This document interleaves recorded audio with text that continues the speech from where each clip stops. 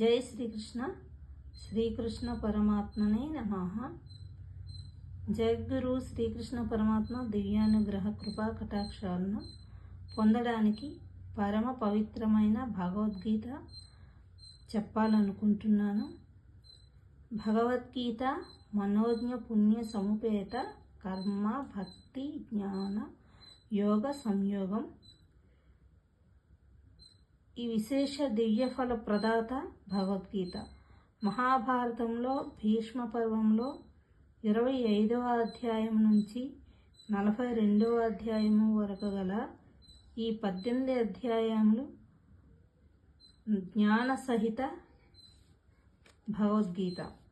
సమగ్ర మానవ వికాసానికి జగద్గురువు అయిన శ్రీకృష్ణ పరమాత్మ అర్జునుని శిష్యునిగా చేసుకొని స్వయంగా బోధించి మనకు అందించినటువంటి ఈ మహోత్కృష్టమైన గ్రంథం భగవద్గీత. కర్తవ్య బోధన అమృతం ఈ భగవద్గీత.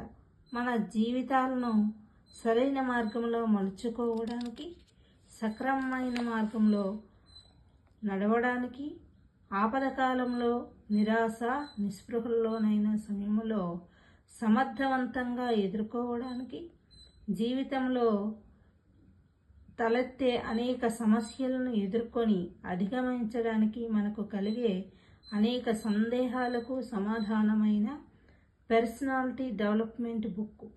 అంటే మానసిక ప్రగతికి, మనుగడకి, డెవలప్మెంట్ కోసం దిశానిర్దేశాలను సూచించే దేదీప్యమాన కరదీపిక ఈ భగవద్గీత.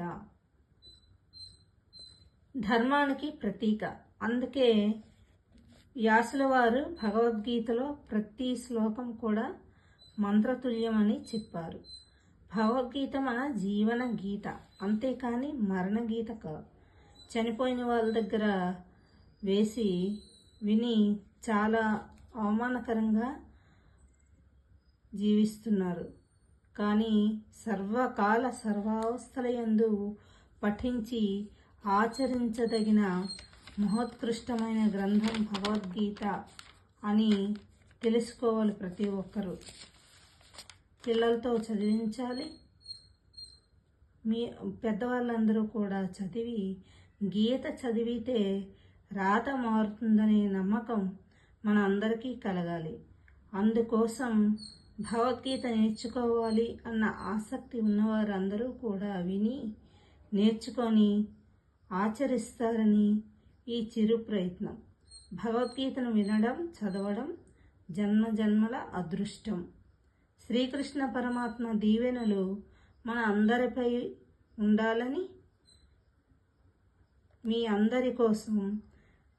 మన అందరి కోసం ఈ చిరు ప్రయత్నం చేస్తున్నాను. మీ అందరి సహకారం తప్పకుండా ఉంటుందని ఆశిస్తున్నాను. జై శ్రీకృష్ణ.